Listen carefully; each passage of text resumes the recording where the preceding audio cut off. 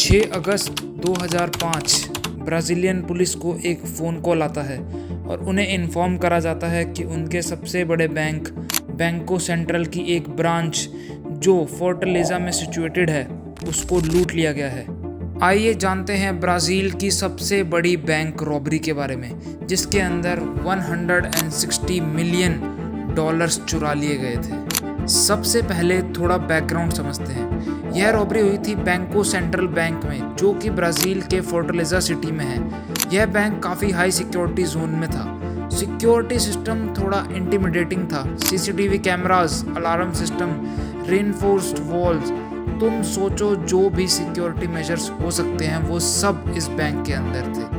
लेकिन रॉबरी को इतने फ्लॉलेसली एग्जीक्यूट किया गया कि किसी को कानो कान खबर नहीं हुई कि बैंक को पूरा लूट लिया गया है। तो समझना यह है कि ये रॉबरी कोई रैंडम एक्ट नहीं था, ये एक वेल प्लान्ड एग्जीक्यूटेड ऑपरेशन था। और आइए जानते हैं इस एग्जीक्यूटेड ऑपरेशन के बारे में। प्लानिंग में एक मेजर की एलिमेंट था इनसाइड इंफॉर्मेशन। अब ये गैंग इतनी वेल प्रिपेयर्ड थी कि उन्होंने अपने रॉबर्स के लिए फेक आइडेंटिटीज भी बनवाई थी ताकि उन्हें पहचानना मुश्किल रहे।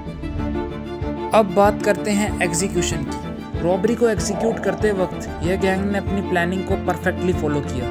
2005 का दिन था और गैंग ने अपने ऑपरेशन को स्टार्ट किया। 25 रॉबर्स का एक ग्रुप था और यह सब ने एक छुपा हुआ टनल बनाया। जी हाँ, एक टनल बनाया जो डायरेक्टली बैंक के वॉल्ट तक पहुंचता था। यह लोगों ने एक पुरानी अबेंडेंड हाउस से शुरू किया था और स्टेप बाय स्टेप बैंक तक पहुंच गए। यह टनल 78 मीटर लंबा था, जिसको बनाने में इन्हें तकरीबन 1 साल लग गया था। इन्होंने 1 साल तक एक रेंटल प्रॉपर्टी बैंक के पास ली थी और वहां से इन्होंने ये टनल बनानी शुरू करी थी। यह टनल काफ़ी एफिशिएंटली बनाई गई थी। इसके अंदर वेंटिलेशन का ध्यान रखा गया था और लाइटिंग भी लगाई गई थी। और जब ये टनल बन के तैयार हो गई तो इन्होंने चोरी के प्लान को एग्जीक्यूट करना शुरू करा। 6 तारीख को इन्होंने टनल में घुसकर बैंक के वॉल्ट की तरफ जाना शुरू कर दिया। इन लोगों का प्लान था कि ये वॉल्ट को डायनामाइट से खोलेंगे, पर यह उनके एक स्टेप बाय स्टेप प्रोसेस का पार्ट था। पहले ये लोग एक स्मॉल ड्रिल से वॉल्ट के डोर को थोड़ा वीक बनाएंगे और फिर छोटे डायनामाइट ब्लास्ट से दरवाजे को खोल देंगे। प्लान को एग्जीक्यूट करके ये लोग वॉल्ट तक पहुंच चुके थे और 160 मिलियन की चोरी शुरू हो चुकी थी। और जब ये सब हो रहा था तो बैंक के सिक्योरिटी स्टाफ को कुछ भी पता नहीं चला था। कैसे? क्योंकि इन्होंने बहुत ही अच्छा डिस्गाइज अपनाया था।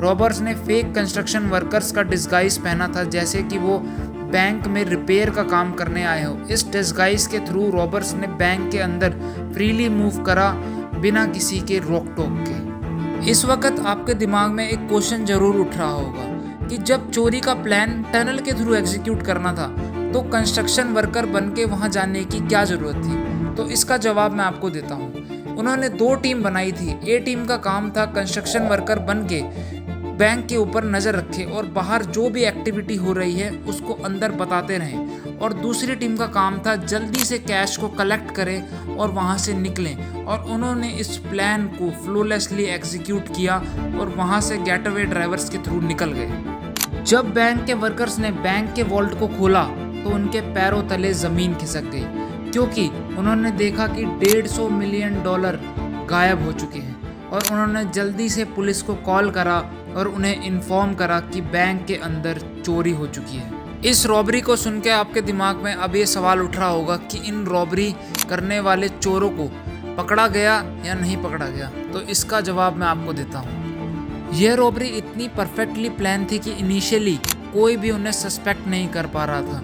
लेकिन एक दिन एक रॉबर ने जाकर 10 गाड़ियां एक ही दिन में खरीद ली और इस टिप के मिलते ही पुलिस ने जाकर उसको पकड़ लिया और उसने सबके नाम उगल दिए।